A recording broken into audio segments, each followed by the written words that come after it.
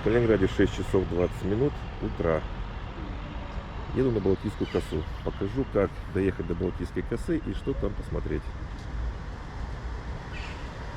Движение начну с Театральной площади. Как вы можете видеть, это центральная площадь. И сейчас переходим на Театральную площадь, садимся на автобус и перемещаемся в город Балтийск.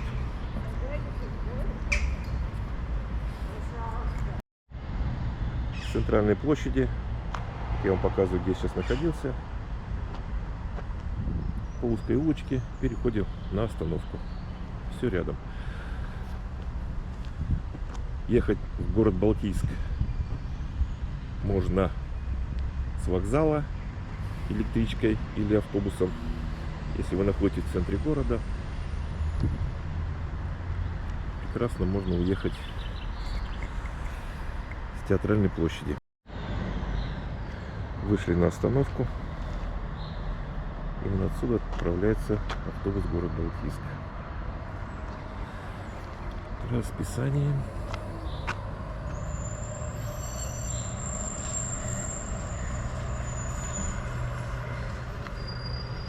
Я вам показываю ориентиры, потому что если вы первый раз в Калининграде, словами объяснять бесполезно. Все равно ничего не поймете. Так, вот эта остановка. Здесь будут останавливаться автобусы. Именно на Балтийск. В Балтийске ездят такие автобусы большие или маленькие микроавтобусы. Отправление каждые 15-20 минут.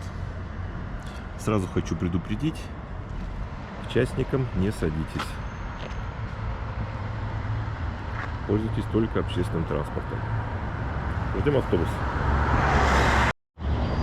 Автобус. Не путайте, это автобус на Светлый. Видите, написано Калининград Светлый. Нам нужен автобус на Балтийск.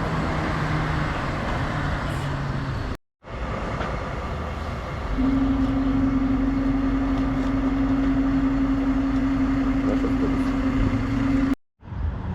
Конечная остановка город Балтийск. Вокзал железнодорожный. Обратно буду уезжать с остановки на обратной стороне дороги. Так, идем на Балтийскую косу. Владимир Ильич Ленин. Идем на него и за него. Идем на паром.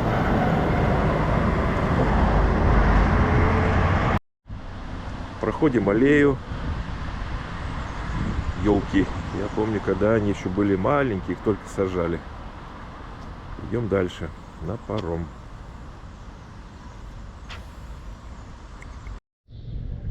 Проходим мимо церкви и выходим непосредственно на паромную переправу.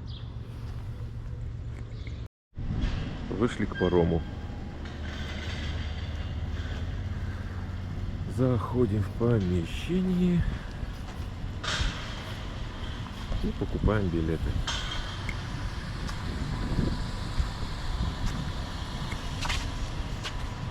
Расписание.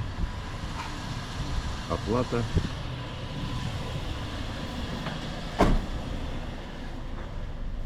Касса. Паром.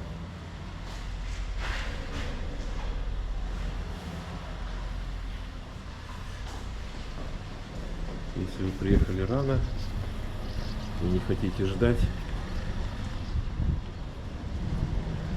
обходим это здание с левой стороны и переправляемся на катере. С левой стороны обходим, и там вы увидите катера маленькие. Если у вас очень много времени, идете вправо вдоль фарватера, там вы можете рассмотреть памятник Елизавете. Наш пункт прибытия.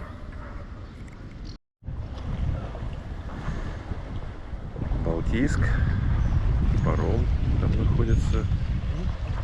Перед собой вы видите Балтийскую косу. Вернее, та ее часть, которая обращена к Балтийску через фарватер. Если пойти вправо, там будет памятник Елизавете.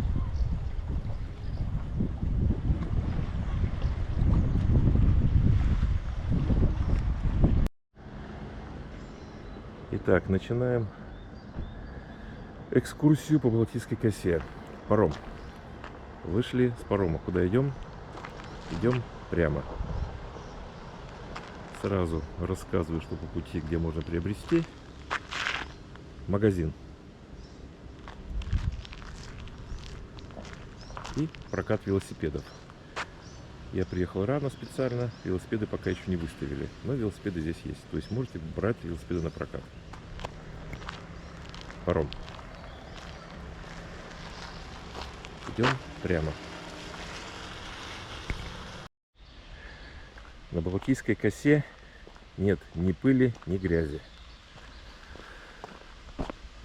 Растительность обильная и бетон. Я про бетон еще буду вам рассказывать дальше. Бетон этот заливался в 30-х годах прошлого столетия. Практически. Если где видите какие-то ямы и выбоины, я еще покажу. Это осколки от бомб. Вот иду по этой дороге. Здесь располагался батальон связи в гарнизоне. То ли администрация пожадничала, то ли выкупать никто не захотел. В общем, никто его не выкупил. Все пришло в запустение. Именно в этом месте. Это, наверное, единственное место, что было разрушено из жилого фонда. Подходим к братской могиле. При штурме Балтийской косы героев Советского Союза больше, чем при штурме Кёнигсберга. С правой стороны видите желтое здание.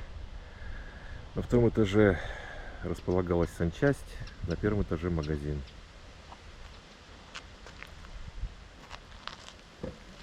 Идем влево к ангарам, к авиационным ангарам. Видите воронки, оставшиеся после войны. Это все воронки от бомб. Магазин. В этом месте раньше было КПП. Здесь находился автопарк. В этом месте был ангар. Его снесли из-за аварийности. Идем дальше. Шиповник и облепиха на Балтийской косе считаются сорняком. Шиповник. Его здесь так много, что не было еще сезона, чтобы его здесь все выбрали. Гарнизон здесь был около 2000 человек, если я не ошибаюсь. Так его весь и не выбирали никогда. Его здесь просто много. И облепиха. Бетон. Был аэродром. И у немцев был аэродром, и у нас был аэродром. Поэтому у немцев было залито все бетоном. И наши добавили бетона. Это мы идем по бывшему автопарку.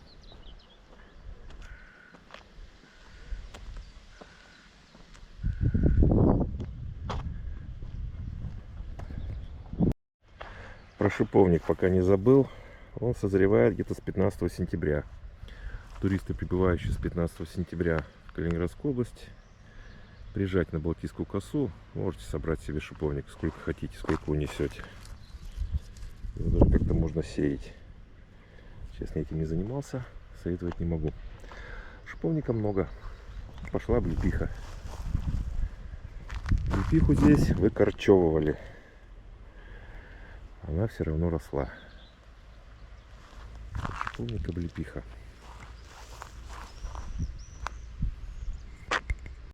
Если вы совсем дотошный турист, хотите посмотреть все, реально доходите до осветления дороги, напротив этого здания. И идем влево. Сейчас я вам покажу разрушенное немецкое жилое здание. Можете посмотреть, как их строили. Разрушенное здание. Оно просто разрушилось. Оно никому не нужно. Находится просто в жутко аварийном состоянии. Но визуально можно посмотреть, как строили дома. Развалины. Авиационные ангары. Сейчас мы к ним подойдем.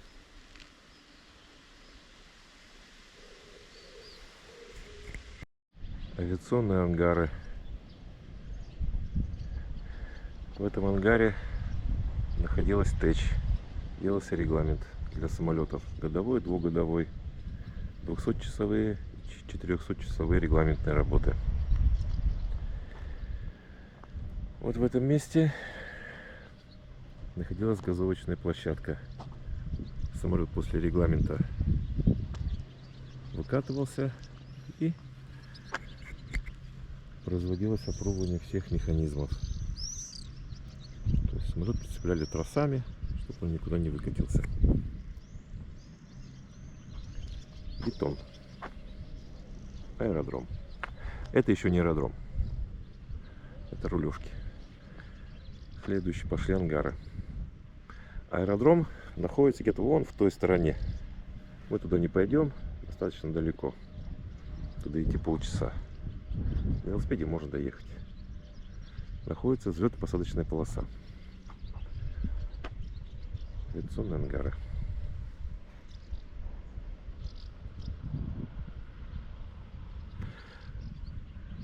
Там вот находился еще один ангар, самый крайний. Его разрушили. А его даже вон видно, остатки. Бетон. Рулежка. Если будете на Балтийской косе, не вздумайте залезать на ангары. Видите, обломана крыша. Она рухнула при мне лет 20 назад. Так что не вздумайте. Берегите свое здоровье и жизнь. Что на косе делали с шиповником? Сушили. Аптеки принимали сушеный шиповник в советское время. 2 рубля 25 копеек за килограмм. С ведра 10-литрового получается 2,5 килограмма сухого шиповника, если высушить. Ведро собирается максимум за 2 часа. Я его собираю за час. Здесь очень легкие почвы, песок, поэтому растет он превосходно. Вот посчитайте. 2,5 килограмма на 2 рубля 25 копеек. В день спокойно собирали 2 ведра, не напрягаясь. Так, народ, собирая шиповник, сушил, сдавал в аптеке.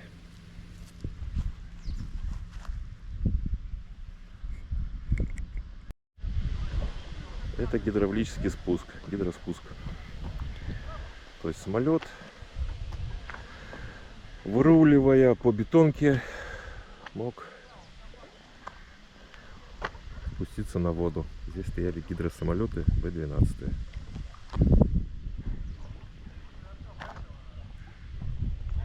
Сейчас это место используют для спуска катеров. И также народ здесь моет ковры. Гидроспусков очень много. Я их не считал, но штук 6 есть точно. Это гидрогавань.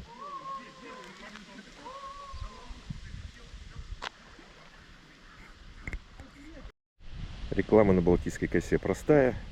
Все пишут на бетоне. Сейчас подойдем к ангару, посмотрим и пойдем дальше. Авиационный ангар. И вдали видите еще один ангар. Они были построены в 30-х годах прошлого столетия в Восточной Пруссии. Ангар авиационный. Ага. Все разрушается. Арматура и бетон.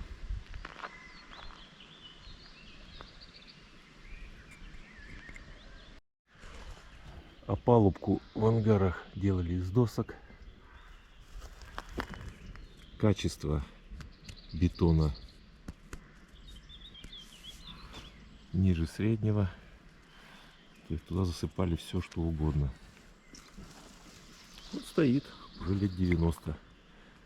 Правда, разрушается. Его тоже скоро снесут.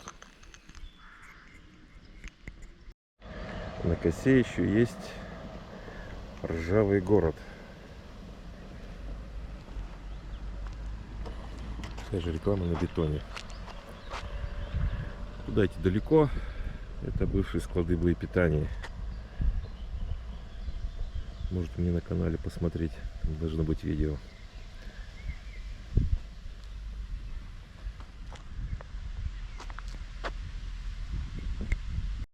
Возвращаемся от ангара, под которым мы сейчас были.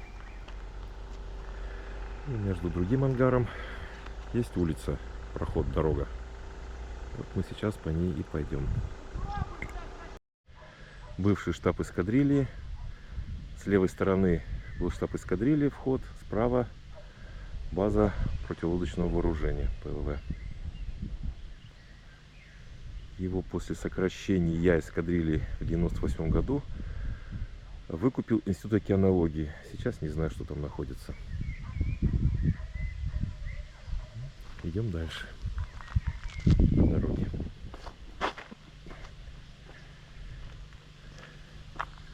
Сейчас пойдем через гарнизон бывший. Это улица старшего лейтенанта Некрасова. Так, это дом Некрасова, 25. Это самый западный жилой дом в России. Западней ничего уже нет. Этот дом. Сейчас я поближе покажу.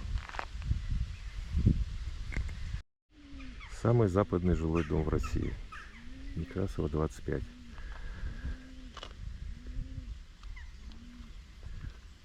Он, видите, первый дом в ряду. Некрасова, 19. Его полностью реконструировали.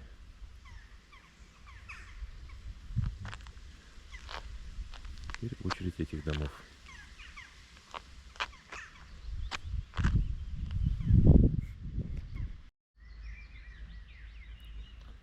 Это бывшие казармы, переделанные под жилье после войны. Потолки в этих квартирах 3,20. Площадь квартир разные. С 60 метров до 120. Стены очень толстые. Видите, кочегарка, центральное отопление. Это только часть домов. Другие дома скрытые за лесом.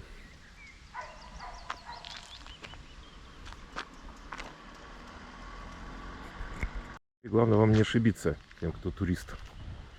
Вот за 19 домом, Некрасова, 19, поворачиваем налево. И проходим по этому проулку. Улице, проходу, как его назвать. На косе произрастают два основных вида шиповника. Главное, не перепутайте, когда будете собирать. Вот это декоративный шиповник. Плоды его вкусные, но бесполезные. А вот лечебный шиповник, который на больших кустах. Почему я так все подробно вам про шиповник рассказываю? Я им занимаюсь с 91 года. Меня очень сильно выручал в 90-е годы. Это лечебный. Визуально даже можно их отличить. Это декоративный. Декоративно высаживали вдоль берега для укрепления береговой зоны и дюн. Облепиха. Облепиха, здесь сорняк. Так, пока не забыл про облепиху. Облепиху возили, продавали на месте и возили в Ригу. Там продавали в советское время 3 рубля 50 копеек за литровую банку. Что делали в Риге? В Риге делали из него сок. И на основе яблочного сока, разбавленного, добавляли процентов 10 облепишного сока, облепихового сока. И продавали как облепиховый. То есть, кто в советское время был в Риге и пил облепиховый сок, знаете, вы пили облепиху, собранную на Балтийской косе. Как собирали облепиху? Ее нарезали черенками, как кукурузу. Обрезали всю листву секатором и дома маникюрными ножницами обрезали все ягоды. Семья в день могла собрать, ну я так посчитал, одна семья из 7 человек в день отправляла в Ригу порядка 50 килограмм. То есть Калининград-Рига отходил где-то в 12 часов ночи, прибывал в 6 часов в Ригу. Проводнику платилось 5 рублей. И в Риге его встречали. Так продавали. Сезон продолжался месяца 2. Посчитайте, сколько люди зарабатывали на облепихе, кто хотел. Этот сезон был вообще очень сильный и всех кормил. Вот шиповник, облепиха. Сейчас такого уже нет. Рига закрыта.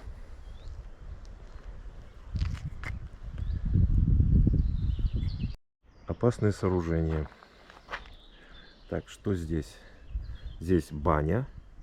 Это все одно строение, комплекс буквой П.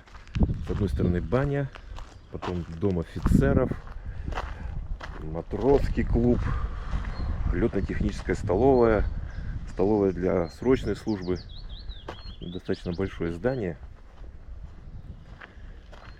Но туда тянется далеко. Если интересно, можете походить. Я тут служил, здесь все обходил.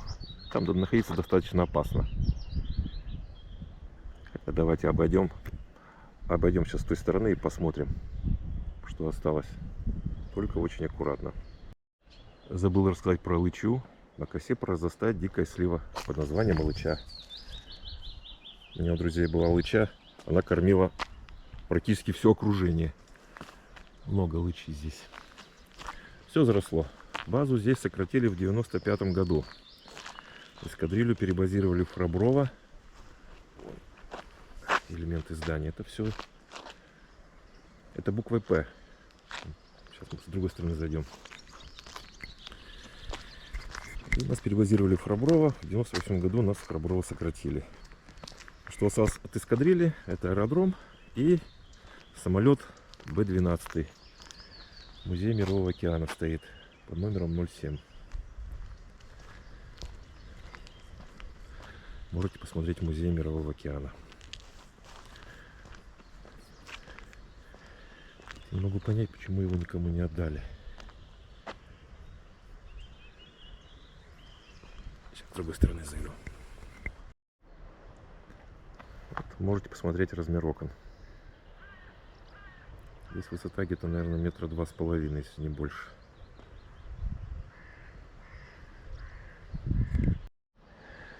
Так, что я вижу рядом? Провели сюда кабель и сделали щиток. Значит, в перспективе это здание кто-то уже выкупил. Будут его восстанавливать, потому что электричество подвели. Сейчас посмотрим, что внутри осталось. Так, сейчас зайду в здание. С обратной стороны, где была баня. Летно-техническая столовая. Я здесь не был с 95 года. Как нас перебазировали в Храброво. Здесь я больше не был. Сейчас посмотрю, вспомню, что здесь было. Бегло. Вход. Гардероб. Так, здесь была второй зал технической столовой. Здесь был первый зал технической столовой.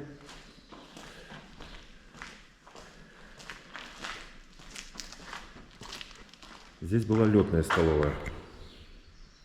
Летный состав здесь питался. Так.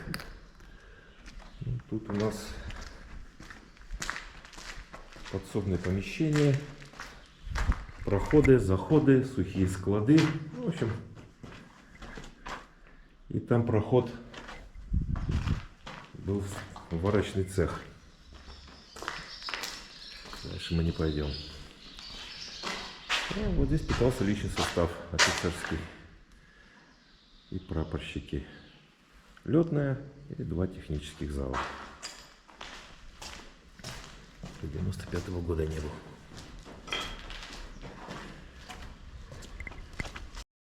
От этого сооружения идем в сторону моря.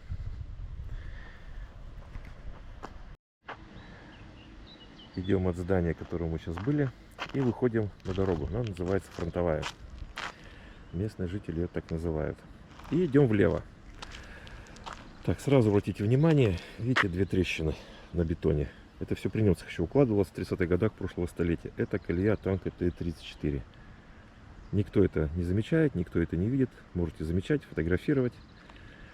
Такая достопримечательность. И идем влево. Сейчас я вам покажу ДОТ. Долговременную огневую точку. Показываю, откуда мы шли по фронтовой дороге, чтобы не заблудились. Доходим до развилки. Дорога уходит вправо. Ну, заодно покажу колея от танков Т-34. Вот она колея. Идем вправо. Показываем ориентиры. Идем и идем. Теперь главное не заблудиться самому. Вот мы шли сейчас. Дошли до развилки. Какие-то стенды, какие-то объявления висят. Доходим до развилки. Идем вправо. Вот бетон пошел влево. Мы идем вправо. По тропинке. Ориентир. Тут, в принципе, одна тропинка уходит вправо. Других здесь нет. Идем по ней. Показываю подробно. Потому что я тут сам уже плутаю. Смысл в чем? Дюны здесь кочуют. Я приехал на косу в 86 году и прожил здесь 24 года. Ехал с косы, стал ценить косу еще больше. Здесь все занесло песком. То есть раньше была ровная поверхность. Сейчас вон какие барханы намело. Видите, это все свежесть, песок. Идем. Идем. Сейчас будет поворот налево. Внимательно изучайте этот маршрут. Я сам плутаю иногда. Вот уходит тропинка. Вот пошел выход на море. И вот тропинка пошла влево. Народ здесь ходит. Народ интересуется. Идем. Шиповник.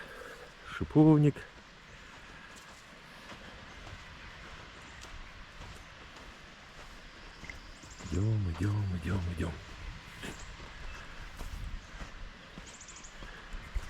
И смотрим вправо. Вот вход в форт. В ДОТ. Кто-то называет его как угодно его называют, но я называю его ДОТом. Где-то тоже есть на канале видео про него. Можете посмотреть. Все, входим.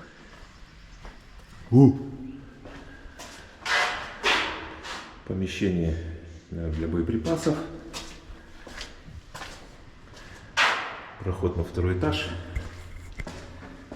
Тут называют его смотровой. Как угодно. Вот. Фотографии, стенды. Надо отдать должное туристам. Не пачкают, не ломают, не срывают. Сейчас пойдем на второй этаж.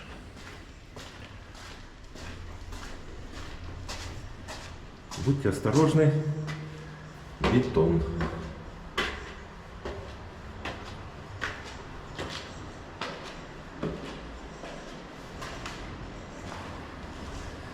Это второй этаж.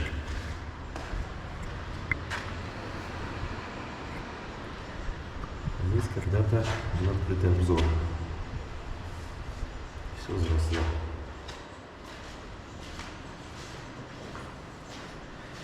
И выход на крышу. Туда мы не полезем. Все, выходим и идем дальше. ДОТ снаружи.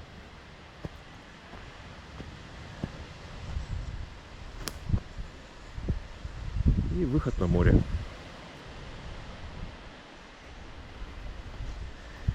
И идем на море. Море. Сразу вас предупреждаю. Одному не купаться. Если купаетесь, плавайте вдоль берега. Глубоко не заходите. На Балтийской косе очень развито отбойное течение. То есть один человек купается, двое за ним наблюдают. Так, что делаем дальше? Что вам делать дальше, если приехали на Балтийскую косу? Вы можете вернуться на фронтовую дорогу и по ней пойти в ту сторону. Назад, так сказать. Не перепутайте, в сторону пирса, так сказать. Или можете спуститься на море, покупаться, позагорать и вдоль берега пройти к форту. Вы увидите форт. Он еще шведский был. Потом его передали немцам. Отдали. То есть можете там посмотреть форт. И дальше вдоль фарватера вернуться на паром.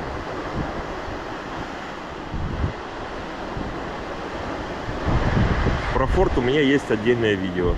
Можете посмотреть на моем канале подробно. Песок на калининградских пляжах идеальный. Не знаю, я нигде в мире такого песка не видел. И погода отличная стоит, иногда летом. Как говорится, вам не нравится балтийская погода, подождите минут 15, будет еще хуже. Пляжи абсолютно пустые. 21 июня 2024 года. Никого.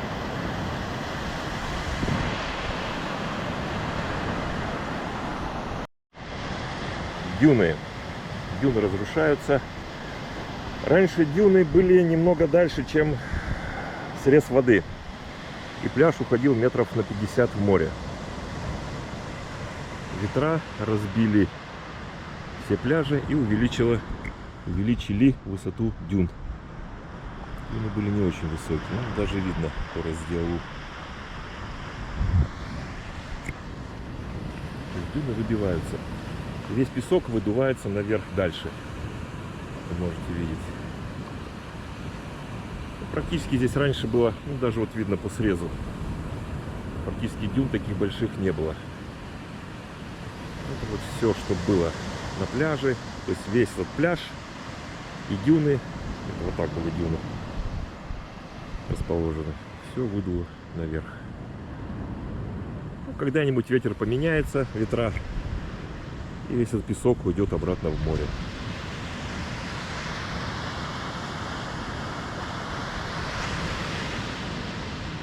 Отдыхающих никого. Можете наблюдать верхушку дерева. Выдуло все.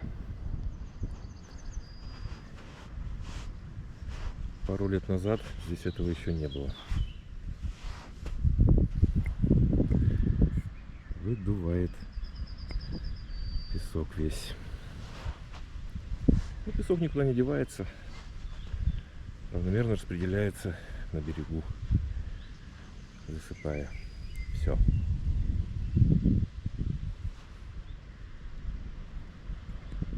В Балтийской косе произрастает очень интересная колючка.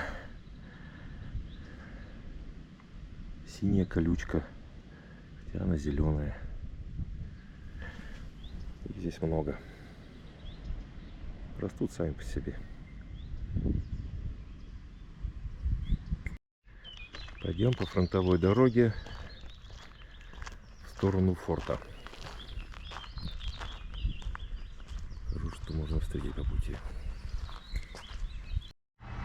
На косе работала начальная школа. Трехлетка. Была построена после войны во времена Иосифа Виссарионовича. Ну и заодно попали под исторический момент. Будут делать дорогу. Эта дорога ведет на пляж. Официальный. На косе сделали официальный пляж пару лет назад. Вот сейчас делают дорогу. Снимают покрытие столетней давности. Школа. В школе находится музей. Один из наших товарищей с помощью металлоискателя откапывал топоры викингов, ну и прочую всякую утварь. И создал музей. Он находится в этой школе. Доступ к этому музею я не знаю какой. Обходим бывшую школу с правой стороны и идем по проселочной дороге. Сейчас я вам покажу, где можно пообедать на Балтийской косе. Выходим по этой грунтовой дороге-тропинке. Все, уходим в место, где можно пообедать. Тут тебе прокат велосипедов и пообедать. Сейчас я вас сориентирую. Так, справа выход на пирс, прямой выход на паром. Влево к морю.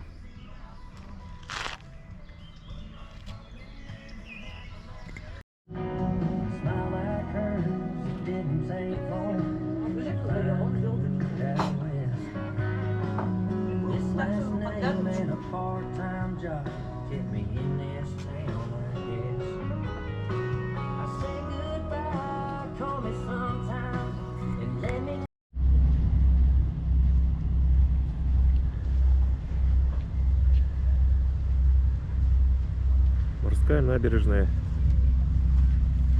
Можете приобретать изделия из янтаря. Сами ловили, сами делают местные жители. Качество абсолютное.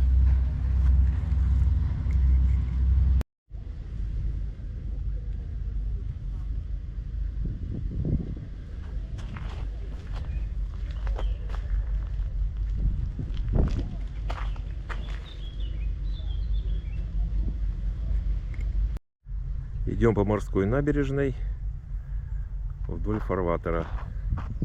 Фарватер за деревьями. Покупаем изделия из янтаря, сделанные местными умельцами, из местного янтаря специального. И выходим к форту. Еще шведский.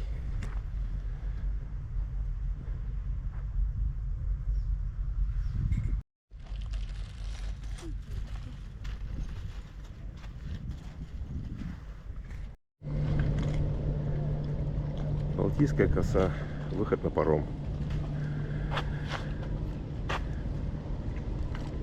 Утром я был с той стороны, сейчас я с обратной стороны.